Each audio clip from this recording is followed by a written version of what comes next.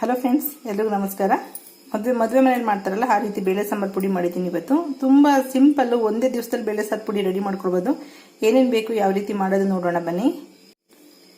ಈ ಬೇಳೆ ಸಾಂಬಾರು ಪುಡಿನಲ್ಲಿ ನಾವು ಇಡ್ಲಿ ಕೂಡ ಈ ಬೇಳೆ ಸಾಂಬಾರು ಪುಡಿ ಉಪಯೋಗಿಸಬಹುದು. ಇಡ್ಲಿ ಬೇಳೆ ಸಾರು ಅಥವಾ ದೋಸೆಗೆ ಮಾಡುತ್ತಿರೋ ಬೇಳೆ ಸಾಂಬಾರು, ತಿಳಿ ಬೇಳೆ ಸಾಂಬಾರು, ದಿಢೀರ್ ಅಂತ ಮಾಡೋಂಥದ್ದು, ಅಥವಾ ತುಂಬಾ ಜನ ಬಂದಾಗ ರುಬ್ಬಾಕಿ ಮಾಡೋದಕ್ಕೆ, ಅಥವಾ ಮೊಳಕೆ ಕಾಳು ತೆಗೆದಾಗ ಅಥವಾ ಕಾಳುಗಳು ನೆನೆಯಾಕಿ ಮಾಡೋಂಥದ್ದು, ಎಲ್ಲ ತರದಕ್ಕೂ ಉಪಯೋಗಿಸಬಹುದು. ತುಂಬಾನೇ ರುಚಿಯಾಗಿರುತ್ತೆ. ನನಗೆ 1 kg ಬೇಳೆ ಸಾಂಬಾರು ಪುಡಿ ಮಾಡ್ಕೊಳ್ತಿದ್ದೀನಿ. ಅಂದರೆ 1 kg ಧನಿಯಾದು ಬೇಳೆ ಸಾಂಬಾರು ಪುಡಿ ಮಾಡ್ತಾ ಇರೋಂಥದ್ದು. ಇದು ಭಟ್ರು ಕೊಟ್ಟಿರೋಂಥ ಸ್ಲಿಪ್ಪು. ಹೊಸ ರುಚಿ ಇದು, ಹೊಸದಾಗಿ ಟ್ರೈ ಮಾಡ್ತಾ ಇದ್ದೀನಿ. 1 kg ಧನಿಯಾ ತೊಗೊಂಡಿದ್ದೀನಿ. ಇಲ್ಲಿ ಕಡಲೆಬೇಳೆ ತೊಗೊಂಡಿದ್ದೀನಿ. ಕಡಲೆಬೇಳೆ 300 ಗ್ರಾಮ್ನಷ್ಟಿದೆ. 1 kg ಧನಿಯಾಗೆ 300 ಗ್ರಾಮ್ನಷ್ಟು ಕಡಲೆಬೇಳೆ ತೊಗೊಂಡಿದ್ದೀನಿ. ಧನಿಯಾ 1 kg ಇದೆ. ಜೀರಿಗೆ ಇದು 1/4 kg ಇದೆ, 250 ಗ್ರಾಮು. ಮತ್ತು ಅರ್ಶಿಣದ ಕೊಂಬು 25 ಗ್ರಾಮ್ನಷ್ಟಿದೆ. ಮೆಣಸು 50 ಗ್ರಾಮ್ದು 2 ಪ್ಯಾಕೆಟ್, ಅಂದರೆ 100 ಗ್ರಾಮ್ ತೊಗೊಂಡಿದ್ದೀನಿ. ಮೆಂತ್ಯ 50 ಗ್ರಾಮ್ ಸಾಕಾಗುತ್ತೆ. ಚಕ್ಕೆ ಈ ಥರದ್ದು ತುಂಬ ಉದ್ದ ಇರೋದ್ರಿಂದ 3 ಪೀಸ್ ತೊಗೊಂಡಿದ್ದೀನಿ. ಲವಂಗ ಕೂಡ 1 ಸ್ಪೂನ್ ಅಷ್ಟಿದೆ ಲವಂಗ. ಇಂಗು 1 ಪ್ಯಾಕೆಟ್. ಇದು ಕ್ರಿಸ್ಟಲ್ ಇಂಗು ತಗೊಳ್ಳಿ, ತುಂಬ ಒಳ್ಳೆ ಸ್ಮೆಲ್ ಇರುತ್ತೆ. 1 ಪ್ಯಾಕೆಟ್ ಪೂರ್ತಿ ಯೂಸ್ ಮಾಡ್ಕೊಳ್ತಾ ಇದ್ದೀನಿ. ಇದರಲ್ಲಿ 3 ಪೀಸ್ ತಗೊಳ್ಳಿ ಸಾಕಾಗುತ್ತೆ. ಇದು ಉದ್ದಿನಬೇಳೆ 100 ಗ್ರಾಮು. ಸಾಸಿವೆ 25 ಗ್ರಾಮ್ ಬೇಕಾಗುತ್ತೆ. ಎಲ್ಲನೂ ಡ್ರೈ ರೋಸ್ಟ್ ಮಾಡ್ಕೋಬೇಕು. ಸ್ವಲ್ಪ 25 ಗ್ರಾಮ್ ಅಷ್ಟು ಎಣ್ಣೆ ಹಾಕೊಂಡು ಡ್ರೈ ರೋಸ್ಟ್ ಮಾಡ್ಕೋಬೇಕು. 1 kg ಅಷ್ಟು ಧನಿಯಾನ ನಿಧಾನಕ್ಕೆ ಲೋ ಫ್ಲೇಮ್ ನಲ್ಲಿ ಹುರ್ಕೊಳ್ತಾ ಇದ್ದಾರೆ. ಇವತ್ತಿನ ಪುಡಿ ಮಾಡ್ತಾ ಇರೋ ವಿಶೇಷ ನಮ್ಮ ಅಣ್ಣ ಫ್ರೈ ಮಾಡ್ತಾ ಇರೋದು.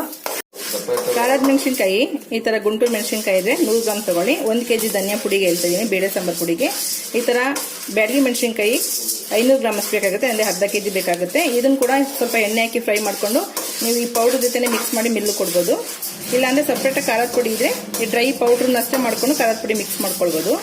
ಈಗ ಉದ್ದಿನಬೇಳೆ ಫ್ರೈ ಮಾಡ್ತಾ ಇದ್ವಿ. ಸ್ವಲ್ಪ ಎಣ್ಣೆ ಹಾಕೊಂಡು 25 ಗ್ರಾಮ್ ಎಣ್ಣೆ ತಗೊಂಡು ಎಲ್ಲದಕ್ಕೂ ಸ್ವಲ್ಪ ಎಣ್ಣೆ ಹಾಕಿ ಫ್ರೈ ಮಾಡ್ಕೋಬೇಕು. ಸ್ವಲ್ಪ ಕಲರ್ ಚೇಂಜ್ ಆಗಷ್ಟು ಚೆನ್ನಾಗಿ ಹುರ್ಕೋಬೇಕು. ಇಲ್ಲಿ ಧನಿಯಾ ಮತ್ತೆ ಕಡಲೆಬೇಳೆನ ಎಣ್ಣೆ ಹಾಕೊಂಡು ಸ್ವಲ್ಪ ಫ್ರೈ ಮಾಡ್ಕೊಂಡಿದ್ದೀವಿ. ಇದೇ ಬೌಲ್ಗೆ ಎಲ್ಲ ಹುರಿದಂತ ಎಲ್ಲ ಐಟಮ್ಸ್ ಅನ್ನು ಮಿಕ್ಸ್ ಮಾಡ್ಕೋಬೇಕು. ಹುರಿಬೇಕಾದ್ರೆ ಮಾತ್ರ ಸಪ್ರೇಟ್ ಆಗಿ ಫ್ರೈ ಮಾಡ್ಕೋಬೇಕು. ಹುರಿದಾದ್ಮೇಲೆ ಎಲ್ಲ ಒಂದೇ ಡಬ್ಬಿನಲ್ಲಿ ಮಿಕ್ಸ್ ಮಾಡ್ಕೋಬೇಕು. ಚಕ್ಕೆ ಮತ್ತೆ ಲವಂಗ, ಚಕ್ಕೆ ಸ್ವಲ್ಪ ಪುಟ್ ಪುಡಿ ಮಾಡ್ಕೊಳ್ಳಿ. ಈಗ ಮೆಂತ್ಯ ಫ್ರೈ ಮಾಡ್ತಾ ಇದೀವಿ. ಬ್ಲ್ಯಾಕ್ ಪೆಪ್ಪರು, ಕಾಳು ಮೆಣಸನ್ನ ಹುರಿತಾ ಇದೀವಿ. ಅದಕ್ಕೂ ಕೂಡ ಎಣ್ಣೆ ಹಾಕೊಂಡಿದೀವಿ. ಮಸ್ಟರ್ಡ್ ಸಾಸಿವೆ ಹಾಕೊಂಡಿದೀನಿ. ಸಾಸಿವೆ ಕೂಡ ಸ್ವಲ್ಪ ಎಣ್ಣೆ ಹಾಕಿ ಫ್ರೈ ಮಾಡ್ಕೊಳ್ತಾ ಇದೀವಿ. ಹಳದಿ ಕೊಂಬು ಸ್ವಲ್ಪ ಕುಟ್ಬಿಟ್ಟು ಎಣ್ಣೆ ಹಾಕಿ ಫ್ರೈ ಮಾಡ್ಕೊಳ್ಳಿ. ನಾನಿಲ್ಲಿ ಜೀರಿಗೆ ತಗೊಂಡಿದ್ದೀನಿ 1/4 kg ಅಷ್ಟು. ಅದನ್ನು ಕೂಡ ಸ್ವಲ್ಪ ಎಣ್ಣೆ ಹಾಕೊಂಡು ರೋಸ್ಟ್ ಮಾಡ್ಕೋಬೇಕು. ಇಂಗನ್ನು ಸ್ವಲ್ಪ ಫ್ರೈ ಮಾಡಿ ಹಾಕೊಳ್ತಿದ್ದೀವಿ. ಕರಿಬೇವಿನ ಸೊಪ್ಪು, ಇದನ್ನು ಕೂಡ ಫ್ರೆಶ್ ಆಗಿರೋ ಕರಿಬೇವಿನ ಸೊಪ್ಪು ಯೂಸ್ ಮಾಡ್ಕೊಳ್ಳಿ, ಚೆನ್ನಾಗಿರುತ್ತೆ. ಒಂದು 7-8 ಕಡ್ಡಿ ತಗೊಂಡು ಬಂದು ಆ ಎಲೆಗಳನ್ನೆಲ್ಲ ಬಿಡಿಸ್ಕೊಂಡು ಅದನ್ನು ಕೂಡ ಲಾಸ್ಟ್ ನಲ್ಲಿ ಫ್ರೈ ಮಾಡಿ ಬಾಣಲೆಲೆ ಬಿಟ್ಬಿಡಿ. ಸ್ವಲ್ಪ ಚೆನ್ನಾಗಿ ಕ್ರಿಸ್ಪಿ ಆಗುತ್ತೆ. ಇವರು ನಮ್ಮ ಊರಿನ ಅಣ್ಣ, ಇವರೇ ಸಾಂಬಾರ್ ಪುಡಿ ಎಲ್ಲ ಫ್ರೈ ಮಾಡ್ಕೊಡ್ತಾರೆ ಎಲ್ಲ ಐಟಮ್ಸ್. ಪಾಪ ತುಂಬಾ ಬ್ಯಾವತ್ತು ಹೋಗಿದ್ದಾರೆ. ಪ್ರತಿಯೊಂದನ್ನು ಎಣ್ಣೆ ಹಾಕಿ ಫ್ರೈ ಮಾಡಿಬಿಟ್ಟು ಈ ತರ ಒಂದೇ ಡಬ್ಬನಲ್ಲಿ ಹಾಕೊಂಡು ಎಲ್ಲ ಮಿಕ್ಸ್ ಮಾಡಿ ಇದನ್ನ ಸ್ವಲ್ಪ ಬಿಸಿಲಲ್ಲಿ ಒಣಗಿಸಿ ಕೊಡಬೇಕು. ನೀವು ಮಿಲ್ಗೆ ತುಂಬಾ ಚೆನ್ನಾಗಿರುತ್ತೆ ಸಾಂಬಾರ್ ಪುಡಿ. 1 ವರ್ಷ 1.5 ವರ್ಷ ಆದ್ರೂ ಕೂಡ ಸ್ವಲ್ಪನೂ ಕೂಡ ಹಾಳಾಗಲ್ಲ ಸಾಂಬಾರ್ ಪುಡಿ. ನೀವು ಮೆಣಸಿನಕಾಯಿ ಹುರಿದ್ರು ಕೂಡ ಇದಕ್ಕೆ ಮಿಕ್ಸ್ ಮಾಡ್ಕೊಳ್ಬಹುದು. ನಾನು ಆಕ್ಚುಲಿ ಖಾರದ ಪುಡಿ ಒಂದು ವಿಡಿಯೋ ಅಪ್ಲೋಡ್ ಮಾಡಿದ್ದೀನಿ, ಸಪ್ರೇಟ್ ಆಗಿ ಪೌಡರ್ ಮಾಡಿರೋದ್ರಿಂದ ಈ ಪುಡಿ ಮಾಡಿಸ್ಕೊಂಡು ಬಂದು ನಾನು ಆಮೇಲೆ ಮೆಣಸಿನಕಾಯಿ ಪುಡಿ ಮಿಕ್ಸ್ ಮಾಡ್ಕೊಳ್ತೀನಿ. ಕರ್ಬೇವಿನ ಸೊಪ್ಪು ಕೂಡ ಈ ತರ ಫ್ರೈ ಮಾಡಿಬಿಟ್ಟು ಸಪ್ರೇಟ್ ಆಗಿ ಒಂದು ಬೌಲ್ನಲ್ಲಿ ಹಾಕಿ ಬಿಸಿಲಲ್ಲಿ ಇಡಿ. ಇದು ಮಿಲ್ಲು ಕೊಡೋಕ್ಕಿಂತ ಮುಂಚೆ ಕರ್ಬೇವಿನ ಸೊಪ್ಪನ್ನೆಲ್ಲ ಚೆನ್ನಾಗಿ ಸ್ವಲ್ಪ ಪೌಡರ್ ಮಾಡ್ಬಿಟ್ಟು ಕೈಯಿಂದ ಆ ತರ ಕೊಡ್ಬೋದು, ಚೆನ್ನಾಗಿರುತ್ತೆ. ಅಥವಾ ಒಣಗಿರೋ ಕರ್ಬೇವಿನ ಸೊಪ್ಪು ಸಿಕ್ಕಿದ್ರು ಕೂಡ ನೀವು ಆ ಪೌಡರ್ ಕೂಡ ಮಿಕ್ಸ್ ಮಾಡ್ಕೊಳ್ಬಹುದು. ಓದಿರೋಂಥ ಧನಿಯಾನ ಈ ತರ ಬಿಸಿಲಲ್ಲಿ ಒಣಗಿಸ್ಕೋಬೇಕು. ಕರ್ಬೇವಿನ ಸೊಪ್ಪು ಕೂಡ ಒಂದು ಡಬ್ಬದಲ್ಲಿ ಇಟ್ಟಿದ್ದೀನಿ. ಎಲ್ಲ ಚೆನ್ನಾಗಿ ಹುರಿದು ಒಂದು 12 ಗಂಟೆಗೆ ಹುರಿದಾಕಿದ್ ನಾವು. ಈಗ ಸಂಜೆ 4 ಗಂಟೆ ತನಕ ಬಿಸಿಲಲ್ಲಿ ಒಣಗಿಸಿದೀವಿ. ಬಿಸಿಲಲ್ಲಿ ಒಣಗಿಸೋದ್ರಿಂದ ಪುಡಿ ತುಂಬಾ ಚೆನ್ನಾಗಿ ಘಮ ಅನ್ನುತ್ತೆ, ಮತ್ತೆ ಚೆನ್ನಾಗಿ ನುಣ್ಣು ಪುಡಿ ಕೂಡ ಆಗುತ್ತೆ. ಇದು ಮದುವೆ ಮನೇಲಿ ಮಾಡ್ತಾರಲ್ಲ ಆ ತರ ಬೇಳೆ ಸಾಂಬಾರು ತೋರಿಸ್ಕೊಡ್ತಾ ಇದ್ದೀನಿ. ಇದು ಕರ್ಬೇವಿನ ಸೊಪ್ಪು, ಅದನ್ನು ಕೂಡ ಹುರಿದಿಟ್ಟಿದ್ವಲ್ಲ, ಅದನ್ನ ಹೀಗೆ ಒಣಗಾಕಿದ್ರೆ ಕಾಳು ಜೊತೆಗೆ ಗಾಳಿಗೆಲ್ಲ ಹಾರೋಟೋಗುತ್ತೆ. ಹಾಗಾಗಿ ಒಂದು ಪಾತ್ರೆನಲ್ಲಿ ಹಾಕಿಟ್ರೆ ಹಾರೋಗೋದಿಲ್ಲ. ಈಗ ನೋಡಿ ಈ ತರ ಚೆನ್ನಾಗಿ ಪುಡಿ ಮಾಡಿಬಿಟ್ಟು ಕಾಳು ಮಿಕ್ಸ್ ಮಾಡ್ಕೋಬೇಕು. ಇದನ್ನ ಇದಕ್ಕೆ ಮಿಕ್ಸ್ ಮಾಡ್ಕೊಳ್ಳೋಣ ಮಿಲ್ಲು ಕೊಡೋದಕ್ಕೆ. ಇದು ಹುರುಳಿಕಾಳು ಅಥವಾ ತೊಗರಿಬೇಳೆ ಕೊಡ್ತೀವಿ ನಾವು. ಪುಡಿ ಎಲ್ಲ ಬಿಟ್ಟಾದ್ಮೇಲೆ ಲಾಸ್ಟ್ ನಲ್ಲಿ ಉಂಡೆಕಾಳು ಬಿಡ್ತಾರೆ. ಮಿಷಿನಲ್ಲಿ ಕಚ್ಕೊಂಡಿರೋಂಥ ಇನ್ನೊಂದು ಸ್ವಲ್ಪ ಪುಡಿನ ಈ ಕಾಳು ಜೊತೆ ಮಿಕ್ಸ್ ಮಾಡಿ ಬರುತ್ತದು. ಆಮೇಲೆ ಇದನ್ನ ಜರಡಿ ಇಟ್ಕೋಬೇಕಾಗುತ್ತೆ. ಕಾಳು ಮಾತ್ರ ಉಂಡೆಕಾಳು ಹೀಗೆ ಇರುತ್ತೆ.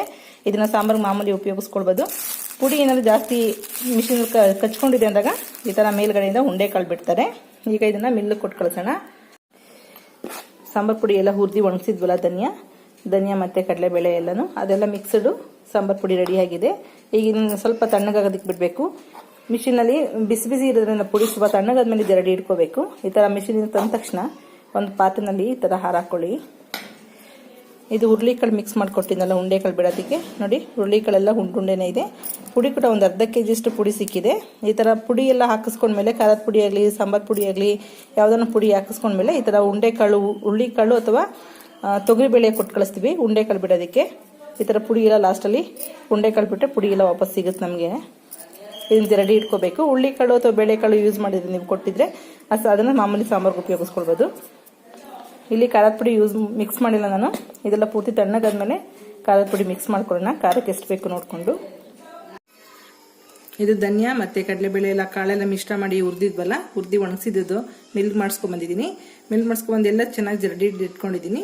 ಇದು ಹುರುಳಿಕಾಳು ಹಾಕಿದ್ವಲ್ಲ ಆ ಪೌಡರು, ಹುರುಳಿಕಾಳು ಲಾಸ್ಟಲ್ಲಿ ಕೊಟ್ಟಿದ್ನಲ್ಲ ಅದು. ಹುರುಳಿಕಾಳು ಏನು ಪುಡಿ ಮಾಡಿಸಿಲ್ಲ, ಜಸ್ಟ್ ಉಂಡೆ ಬಿಡಕ್ಕೆ ಹೇಳಿದ್ನಲ್ಲ. ನೋಡಿ ಎಷ್ಟೊಂದು ಪುಡಿ ಸಿಕ್ಕಿದೆ. ಕೊನೆಯಲ್ಲಿ ಈ ಥರ ಉಂಡೆ ಕಾಳು ಬಿಡಿಸೋದ್ರಿಂದ ಪುಡಿ ಕೂಡ ತುಂಬ ಚೆನ್ನಾಗಿ ಏನು ಅಂಟ್ಕೊಂಡಿರುತ್ತೆ ಮಿಷಿನಲ್ಲಿ ಅದೆಲ್ಲ ಬಂದ್ಬಿಡುತ್ತೆ.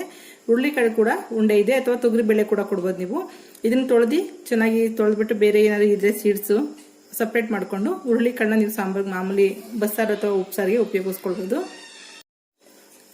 ನಾನು ಧನಿಯಾ ಪುಡಿ ಹಿಡಿದಾಗ ತುಂಬ ತಿಗಡು ಸಿಕ್ಕಿಲ್ಲ, ಸ್ವಲ್ಪನೇ ಸಿಕ್ಕಿದೆ, ಹಾಗಾಗಿ ಇದು ವೇಸ್ಟು. ನಿಮ್ಗೇನು ತುಂಬ ತಿಗಡು ಸಿಕ್ಕಿದ್ರೆ ಅಕಸ್ಮಾತ್ ತುಂಬ ತರಿ ಥರ ಹಾಕಿದ್ರೆ ಮಾತ್ರ ತುಂಬ ತಿಗಡು ಬರುತ್ತೆ. ಅದನ್ನ ಪಲ್ಯಗೆ ಏನಾದ್ರು ಉಪಯೋಗಿಸ್ಕೊಳ್ಳಿ. ಇಲ್ಲ ಅಂದರೆ ಮಿಕ್ಸಿಗೆ ಹಾಕಿ ಇನ್ನೊಂದ್ಸಲ ಪುಡಿ ಮಾಡ್ಕೊಳ್ಬೋದು. ಇದು ಕಾಳು ಧನಿಯಾ ಮಿಶ್ರಿತ ಪೌಡರು 2 ಕಪ್ ಅಷ್ಟು ತಗೊಂಡಿದ್ದೀನಿ. ಇದೇ ಕಪ್ ಮೆಜರ್ಮೆಂಟ್ನಲ್ಲಿ 1 ಕಪ್ ಅಷ್ಟು ಖಾರದ ಪುಡಿ ಹಾಕೊಳ್ತೀನಿ.